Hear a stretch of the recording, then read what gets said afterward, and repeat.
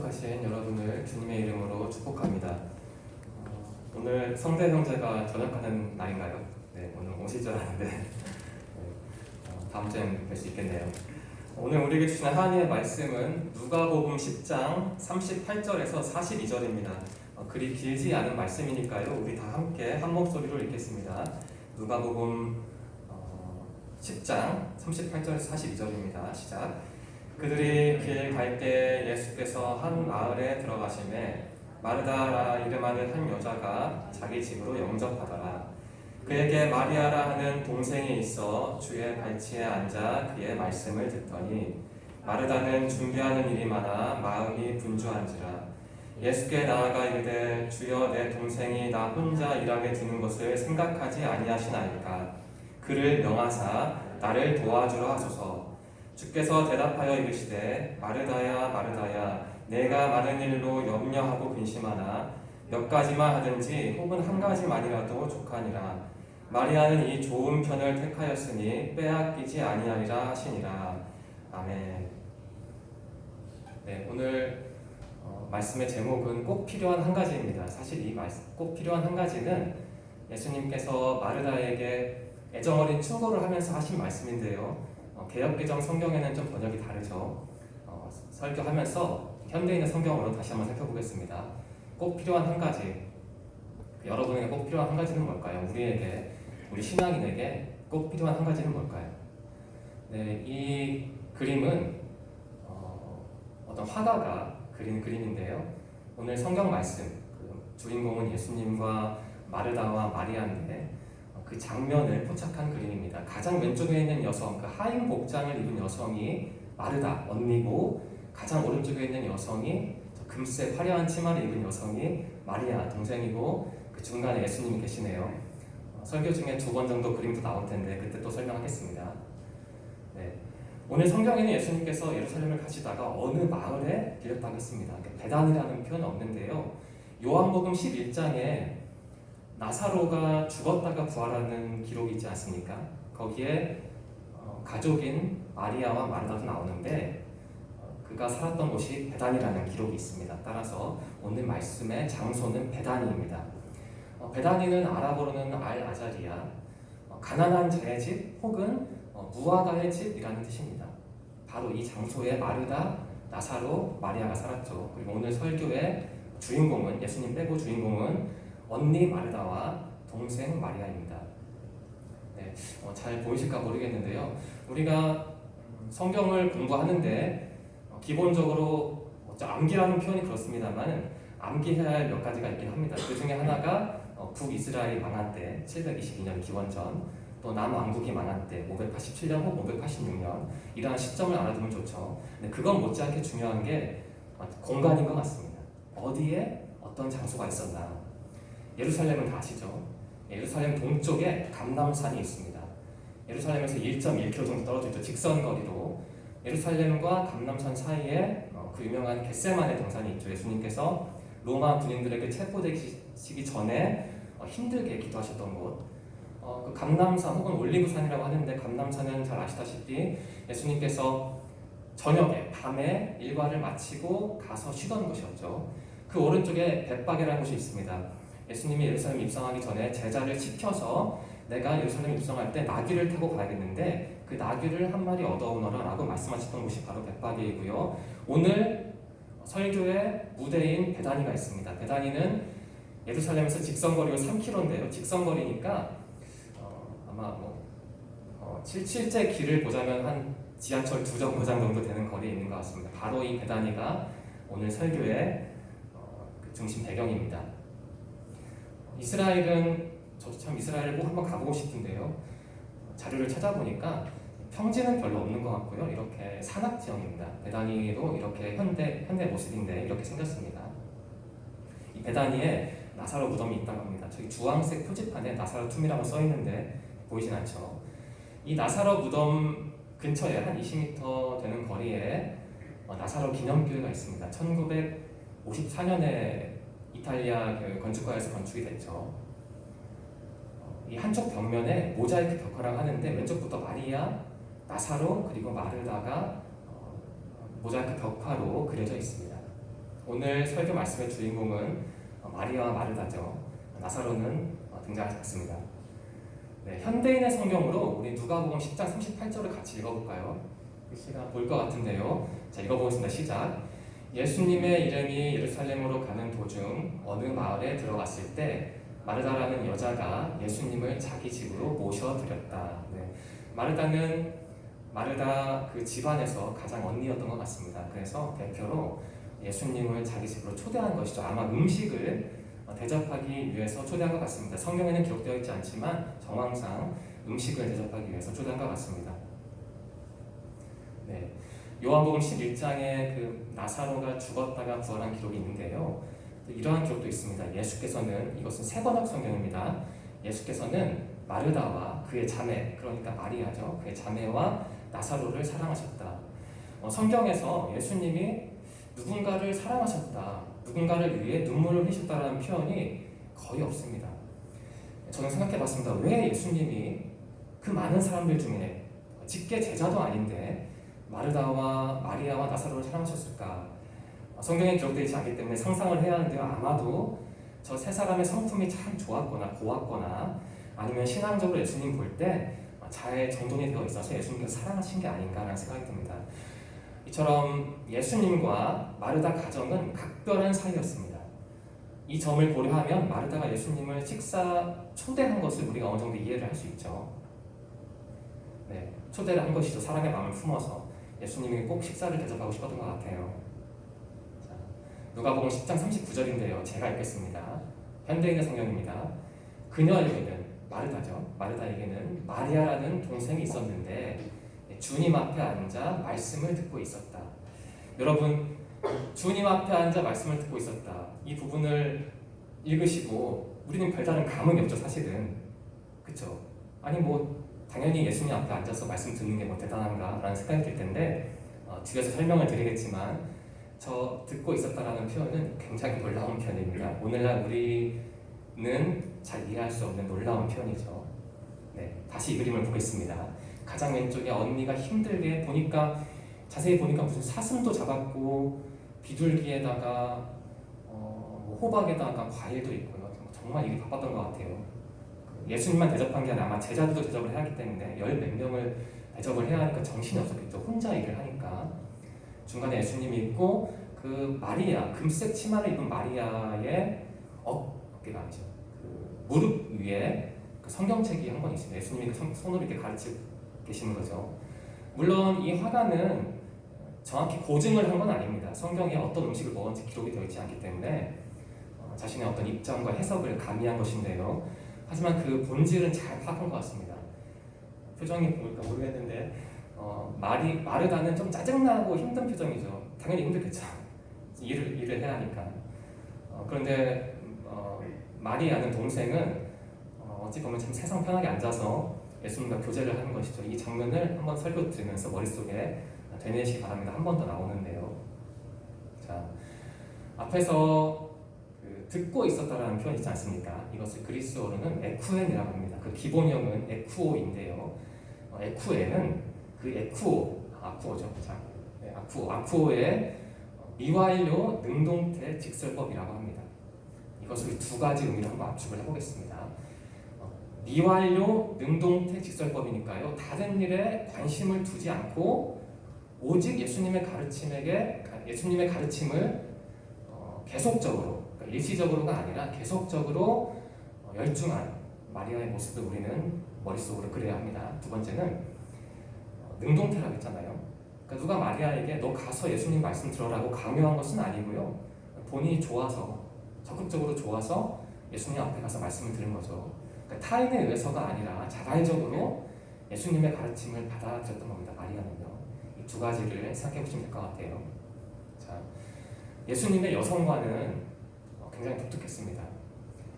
그 당시에, 예수님 근처에서 혹은 발 아래에서 말씀을 듣는다는 것은 남자에게만 허용된 일이었고 제자가 된다는 뜻이었습니다. 여성은 오늘날의 여성과 위상이 너무 다르기 때문에 당시에는 뭐 인권이라는 개념도 없었고 표절이라는 개념도 없었죠. 여성은 남성보다 조금 낮은 존재, 좀 열등한 존재로 봤기 때문에 여성에게 어떤 교사의 자리도 주지 않았고 이게 가르침에 기여를 주지 않았습니다. 하지만 예수님은 그렇지 않았죠. 그 마리아가 당신에게 배우는 것을 허락을 했죠. 예수님은 여자들이 자신에게 배우는 것을 허락을 했습니다. 그리고 두 번째로 이 허락을 했다는 뜻은 여자를 남자보다 열등한 존재로 보지 않았다는 뜻입니다. 예수님은 여자와 남자를 동등하게 봤습니다. 2000년 전 사람인데 인물인데 그러한 생각을 했다는 게 사실 놀라운 거죠. 네, 케네스 이 베일이라는 학자가 있습니다. 신학자인데 5년 전에 돌아가셨네요. 이분이 쓴 책 중에 중동의 눈으로 본 예수라는 책이 있습니다. 저도 이 책을 읽었고 제가 목회자가 되기 전에 기독교 출판사에서 일을 했는데 저 출판사에서 일을 했습니다. 한 가지 사연 비슷한 게 있는데 2017년으로 기억을 합니다. 제가 그날 토요일이었는데 감신대학교로 기억을 하는데 그 신약학회가 있어서 회사에서 요청을 해서 명령을 해서 저하고 영업부 직원 한 명이 토요일인데 그날 현장 판매를 하러 갔습니다. 책 홍보하러요. 그날 4월이었고 또 비도 오고 해서 또 토요일이고 해서 참 너무 몸이 힘들고 또 그날 일한다고 해서 저에게 따로 급여를 챙겨주는 그런 체계는 아니었거든요. 그래서 참 힘들다 이런 생각으로 그래도 대표의 명령이니까 어쩔 수 없이 갔는데 진행을 하다가 저랑 같이 갔던 영업부 직원이 저 책 제가 가지고 있는데 하드커버거든요. 이 하드커버 위를 손으로 꺾더라고요. 그래서 아니 왜 그러시냐고 했더니 알고 봤더니 제 책이 잘못돼서 그 안쪽에 이렇게 인쇄가 되는데 이렇게 된 거예요.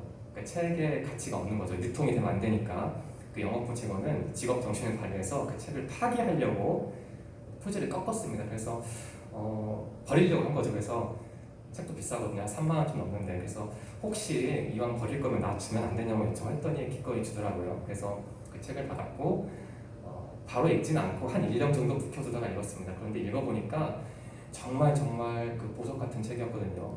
여러분들이 혹시 기회가 된다면 이 책을 읽어보시기 바랍니다. 이 책 중에 참 여러 가지 내용이 있는데 이 저자가 예수님 당시의 여성들의 위상을 알려주는 말을 한 게 있습니다. 그게 뭐냐면 제가 읽었던 맥락 안에서는 당시 여성들은 3가지 제약이 있었다고 합니다. 물론 제약이 엄청 많았는데 그 맥락 안에서 3가지인데요. 하나는 말을 하면 안 됐다고 합니다. 그리고 긴 머리카락을 보여주면 안 됐다고 합니다. 그래서 터번 같은 걸 쓰잖아요. 그리고 3번째로 다리, 그러니까 맨 살을 보여주면 안 됐다고 합니다. 그 이유는 그 3가지 요소가 그 저자에 따르면 남자를 자극하기 때문입니다. 그 자극이 무슨 자극인지는 다 아실 겁니다. 이런 말을 했거든요. 그러니까 여성의 그 행동과 머리 스타일과 그 말하는 것도 통제를 했던 것이죠. 당시에는, 예수님 당시에는요. 그리고 이 책에서 제가 읽은 건지 기억은 안 나는데요. 출처는 확실히 기억 안 나는데 만일 제가 예수님 당시로 돌아가서 제 아내와 함께 외출을 하잖아요. 그런데 만일 저와 제 아내 주위에 다른 사람이 있으면 저는 제 아내에게 말도 걸으면 안 됩니다. 당시에는 바로 그런 상황이었습니다. 여성들의 삶이라는 게 그처럼 제한받고 힘들고 또 남자보다 열등하게 여겨지는 삶이었습니다. 그런데도 불구하고 예수님은 그 마리아에게 이러한 배움의 기회를 주셨던 거죠. 이러한 상황을 고려하면 마리아가 누렸던 게 얼마나 놀라운 것인지, 예수님의 발 앞에 앉아서 설교를 들었던 게 얼마나 혁명적인 것인지 우리는 알 수 있고 그러한 예수님의 혁신적인 모습, 혁명적인 모습을 우리가 반드시 읽어내야 합니다. 마르다와 마리아의 모습을 한번 간단히 결론 삼아 정리해 보겠습니다. 미리 한번 우리 읽어볼까요? 글씨 보이시나요? 읽어볼까요? 시작. 마르다는 훌륭한 접대자가 되기를 원한 반면에 마리아는 훌륭한 제자가 되기를 원했는데 여기서 정확히 두 여성, 같은 DNA를 가지고 있는 두 여성이 남매 사이가 이렇게 신앙적으로 확 갈립니다. 마르다는 언니는 예수님을 잘 대접하고 싶었어요. 그런데 마리아는 그것보다는 훌륭한 뭐가 되고 싶었다고요? 네, 제자가 되고 싶었습니다. 훌륭한 접대자와 훌륭한 제자, 어떠한 차이가 있을까 한번 살펴볼게요. 네, 우리 청년부가 이번에 초에 제자도 세미나를 했는데 한번 압축을 해보자면, 농축을 해보자면 제자도는 쉽게 말하면 예수님을 부지런히 예수님을 열심히 보고 따라가는 것이죠. 마리아는 그러한 삶을 살았던 거예요. 물론 마리아의 모든 생애가 제자도로 가득 찼다는 얘기는 아닙니다. 오늘 설교의 맥락 안에서, 오늘 말씀의 기록 안에서 마리아와 마르다가 그렇게 선명하게 다르다는 말씀을 드리는 겁니다. 누가복음 10장 40절입니다. 현대인의 성경인데 제가 읽겠습니다. 마리아는 그처럼 충실하게 제자의 삶을 살았지만 제자의 표본을 우리에게 보여줬지만 마르다는 그렇진 않았죠. 그러나 마르다는 여러 가지를 준비하느라고 마음이 산만하였다. 이런 불평을 했죠. 주님, 제 동생이 모든 일을 저 혼자 하도록 내버려 두고 있는데도 그냥 보고만 계십니까? 저를 좀 도와주라고 하십시오. 여러분, 이 불평이죠. 불만이죠. 이것을 보면서 어떻게 느끼는 게 없습니까? 저는 이 말씀을 참 많이 읽었는데 이번에 묵상하면서 이러한 생각이 들었습니다. 아, 마르다가 예수님께 꼭 인정받고 싶었던 게 아닐까. 그러니까 우리는 이 말씀을 보고 마르다는 부족해, 동생인 마리아는 뛰어나 이렇게 보지만 마르다나 마리아나 예수님께 인정을 받고 싶었던 것 같아요. 그 표현 방법이 달랐던 것 같은데 어쨌든 언니 마르다도 예수님께 꼭 인정을 받고 싶어서 예수님께 푸념을 한 게 아닌가 그런 생각도 했습니다. 어쨌든 이렇게 불평을 했죠. 우리는 여기서 마르다의 잘못을 한번 세 가지로 압축해서 정리할 수 있습니다. 첫 번째는 동생 마리아를 비판한 것이죠. 사실 마르다의 언행은 성숙한 사람의 언행이라고 보기 어렵습니다. 만일 본인이 혼자 힘들게 일하는 게 너무나 견디기 어렵다면 동생에게 직접 가서 도와달라고 하면 되거든요. 그런데 그냥 비판을 했죠. 두 번째로는 예수님을 원망을 했습니다. 사실 예수님은 여기에서 잘못하신 게 없죠. 마르다가 좋아서 음식을 준비한 것이고 마리아는 역시 좋아서 예수님께 말씀을 들은 거잖아요.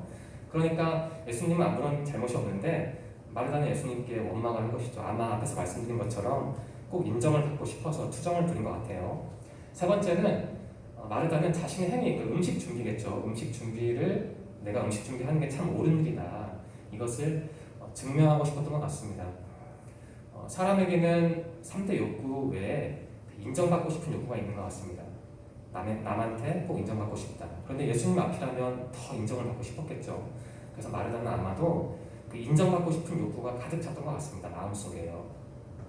네, 마르다와 마리아의 모습을 우리가 다시 한번 좀 긴 표현으로 정리를 해보겠습니다.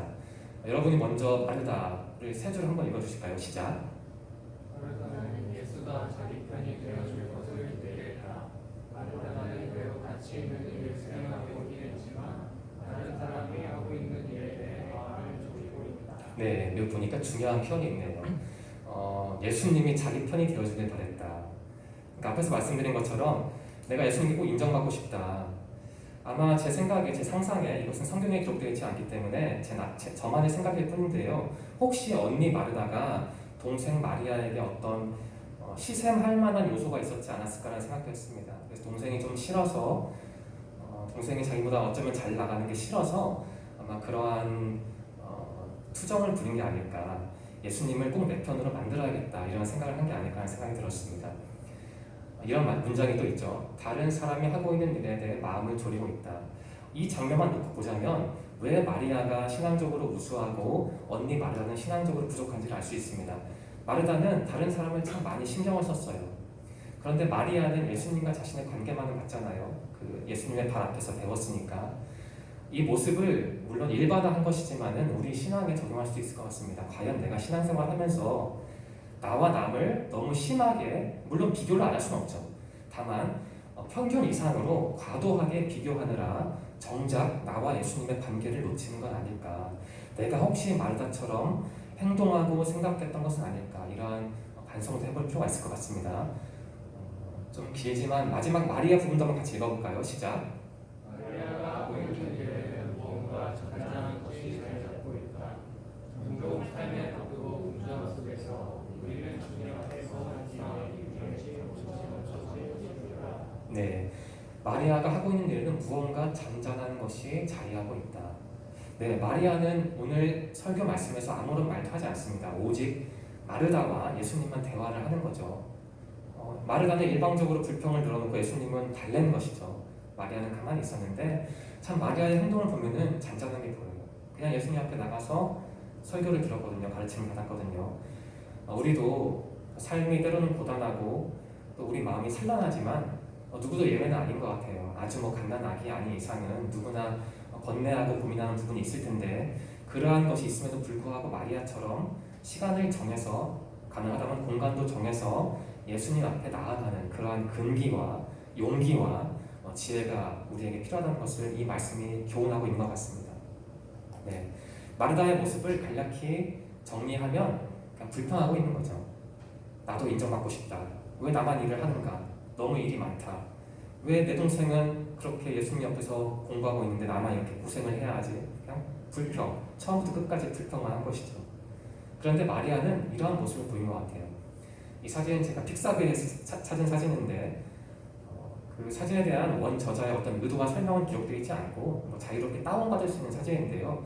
이 사진을 보면서 참 마리아의 모습을 반영하는 게 아닐까라는 생각을 했습니다. 이 표정이 아마 안 보이실 텐데요. 이 소녀 혹은 여성의 표정이 굉장히 잔잔합니다. 눈을 감고 있고 입가에 어떤 옅은 미소가 있는데요. 그런데 이 소녀가 여성이 우산을 들고 있는데 비가 그냥 다 통과하는 그러한 그 모습이지 않습니까? 마리아도 삶에 걱정이 없었던 건 아닐 거예요. 나름의 우산을 가지고 있지만 방패를 가지고 있지만 바람막이를 입었겠지만 그 삶의 고통과 고민과 어려움이 자신의 몸과 마음과 정신을 다 통과했을 거거든요. 왜냐하면 사람이니까요. 그럼에도 불구하고 그러한 어려운 상황 속에서도 예수님 앞에 나아가서 말씀을 들었잖아요. 그러니까 잔잔하게 웃을 수 있었던 거죠. 그게 바로 신앙적인 관점에서 말하면 능력자인 것 같습니다.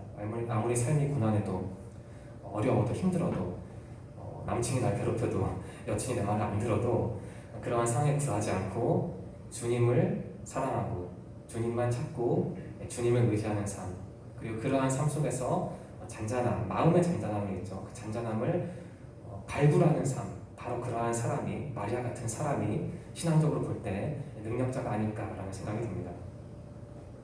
누가복음 10장 41절에서 42절 말씀인데요. 마르다의 모습을 보고 예수님께서 아마도 애정어린 충고를 이렇게 해주십니다. 제가 읽겠습니다. 마르다야, 마르다야, 내가 많은 일로 염려하고 걱정하는구나. 그러나 꼭 필요한 것은 한 가지뿐이다. 마리아는 좋은 편을 택했으니 아무에게도 그것을 빼앗기지 않을 것이다.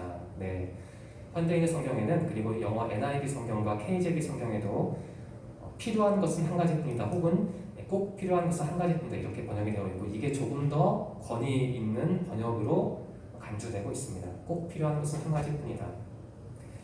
꼭 필요한 것은 한 가지뿐이다. 어떤 말씀일까요? 메시지를 얻어내 볼까요? 자, 꼭 필요한 것은 한 가지뿐이다. 여기서 우리는 두 가지 영역이 대립된 것을 읽어낼 수 있습니다.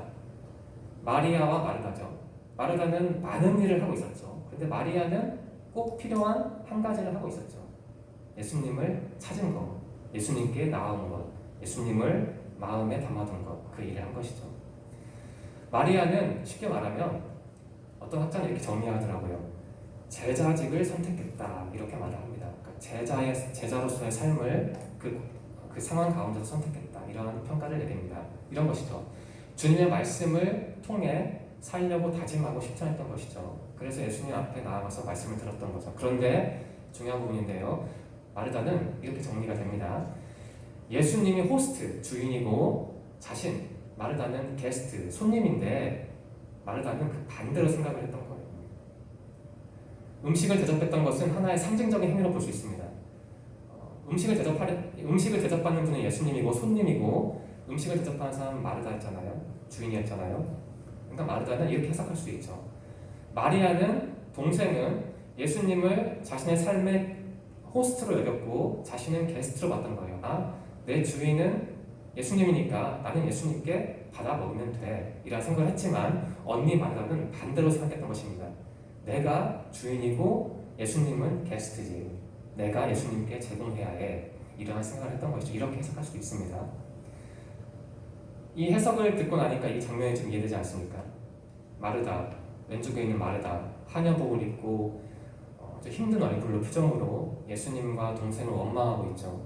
그런데 마리아, 금색 치마를 두른 마리아는 그 무릎 위에 성경책을 놓고 예수님 옆에 가까이 있잖아요. 마리아와 예수님은 근접해 있는데 예수님과 마르다 사이에는 공간이 있네요. 이 그림을 한번 이번 주 묵상해 보시기 바랍니다. 나에게 어떠한 의미를 주는지. 제가 무조건 마리아 편을 드는 것은 아닙니다. 일반적인 해석에 의하면 마리아는 좀 성숙한 신앙인이지만 마리아에 비하면 마르다는 적어도 오늘 이 말씀에서는 좀 부족한 신앙인이죠. 메시지 두 번째 메시지는 이겁니다. 배움과 섬김. 마리아는 주님으로부터 배우고자 하는 사람을 묘사하고 마르다의 분주함은 주를 섬기고 있는 누군가를 묘사한다. 메시지 1번은 마리아를 조금 높은 곳에 위치시키고 마르다는 좀 부족한 사람으로 읽었습니다. 그런데 우리가 조금 다르게 해석할 수도 있습니다. 모든 사람이 가령 예배라고 한다면은 오직 예배만 집중할 수 없고 누군가는 봉사를 해야 하지 않겠습니까? 찬양으로, 청소로, 오늘 우리가 예배 끝나고 청소를 할 텐데요. 청소로.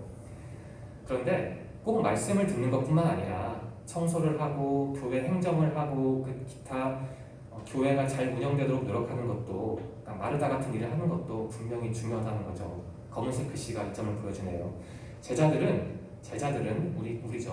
우리들은 이 두 가지 모두를 해야 할 필요가 있다. 그러니까 이러한 해석도 가능하다는 거예요.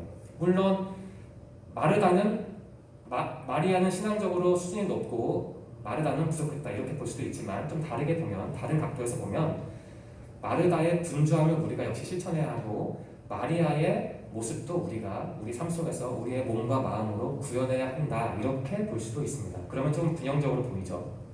이렇습니다. 말씀도 주님과의 관계도 중요하지만 우리는 각자 섬겨야 하는 것이죠. 행정으로, 청소로, 기타 여러 가지 일로요. 왜냐하면 교회니까, 공동체를 움직여야 하니까요. 네, 예수님이 이렇게 말씀하셨습니다. 꼭 필요한 것은 한 가지뿐이다. 저는 이 말씀을 묵상하면서 또 이러한 생각도 했습니다. 우리가 어떤 일을 하던, 교회에 있던, 교회 밖에 있던, 수학을 전공하던, 영문학을 전공하던, 아니면 직장에 있던, 아니면 외국에 나와 있던, 어떤 일을 하던, 삶이 다채롭기 때문에 누구나 다양한 삶의 환경을 살아가야 하는데, 그리고 때로는 짜증이 날 수도 있죠. 화가 날 수도 있고 남과 나를 비교할 수도 있습니다. 왜냐하면 사람이니까요. 그럴 수 있죠. 그렇지만 그런 과정이 있다 하더라도 예수님은 어쩌면 이 말씀 하시는 것 같아요. 마르다에게. 네가 힘든 것도 알고 어려운 것도 알지만 그럼에도 불구하고 그 나를 향한 마음만을 잃지 마라. 너가 수고롭게 일하는 거 알고 있으니 내가 너를 사랑하니 그 마음만은, 내가 너를 사랑한다는 것을 잊지 말고 어디에 있건 무슨 일을 하건 어떠한 감정이 휩싸이던 간에 나를 향한 너의 신앙은 잊지 마라. 그게 바로 너에게 필요한 꼭 한 가지다. 이런 말씀을 하시는 게 아닐까라는 생각이 듭니다. 네, 저는 여러분들에게, 우리 청년들에게 이번 주 과제를 드리고 싶습니다. 저 사진을 보시면서 나의 삶에 어떠한 빗방울이 있는가, 나는 어떠한 우산을 가지고 있는가, 그럼에도 불구하고 내가 과연 그런 힘든 삶 속에서도 예수님 한 분만으로 잔잔하게 살아가고 있는가, 그렇지 않은가. 한번 마리아의 모습과 마르다의 모습을 의도적으로 대조해보면서, 비교해보면서 이번 한 주 이 말씀을 깊이 묵상한다면 예수님께서 여러분들에게 주시는 독창적인 메시지가 있을 것 같아요. 일반적인 해석을 따를 필요도 있지만 또 나만의 해석을 발굴하는 것도 내 역량이 아닐까 합니다. 이번 한 주 누가복음 10장 38절에서 42절 말씀을 깊이 묵상하시면서 나는 마르다인가 마리아인가, 아니면 그 두 여자 사이에서 나는 어디에 좀 더 가까운가, 한번 이 고민을 해보시고 나름의 메시지를 꼭 발굴하시기를 소망합니다. 기도드리겠습니다. 하나님 감사합니다. 오늘도 우리에게 활동할 수 있는 육체와 정신과 그리고 예배드릴 수 있는 시간과 공간을 허락하셔서 주님을 만나게 하시니 감사합니다. 하나님, 오늘 우리는 주님께서 주신 귀한 말씀을 배웠습니다. 마르다와 마리아의 모습을 통해 귀한 교훈을 얻었습니다. 하나님, 마리아와 마르다 모두 힘들고 어려운 삶을 살았겠지만 마리아는 예수님께 집중한 반면 마르다는 조금 부족한 모습을 보였습니다. 하나님, 우리도 마리아와 마르다처럼 우리의 삶이 그리 녹록하지 않고 우리가 해야 할 일들이 산적해 있습니다. 우리는 힘들게 우리 삶을 꾸려나가야 합니다. 하지만 우리가 마리아처럼 그러한 상황 속에서도 주님만을 찾을 수 있도록 우리에게 힘을 주시옵소서. 우리가 때로는 불평이 있고 화가 날 때가 있지만 바로 그 상황에서 마리아의 모습을 묵상하면서 조금 더 주님께 집중하는 우리 청년들이 될 수 있도록 인도하여 주시옵소서. 우리 청년들이 젊은이로서 누리고 싶고 얻고 싶고 또한 달성하고 싶은 목표가 있는데 주님께서 그 점을 다 아십니다. 그들이 자신의 인생의 어려움과 갈증과 목표를 놓고 기도할 때 그 기도를 들으시는 주님, 그들에게 믿음을 허락하여 주셔서 나의 기도는 주님께서 원하시는 때에 주님께서 원하시는 방법으로 이루어진다라는 믿음을 갖도록 인도하여 주옵소서. 이번 주도 인도하신 주님 감사합니다. 이번 한 주도 저희를 지켜주시고 다음 주도 다 같이 모여 주님께 기쁜 예배를 드릴 수 있도록 우리의 몸과 마음과 영혼을 이번 한 주 지켜주시옵소서. 함께 하실 것을 믿으며 예수님의 이름으로 감사하며 기도드립니다. 아멘.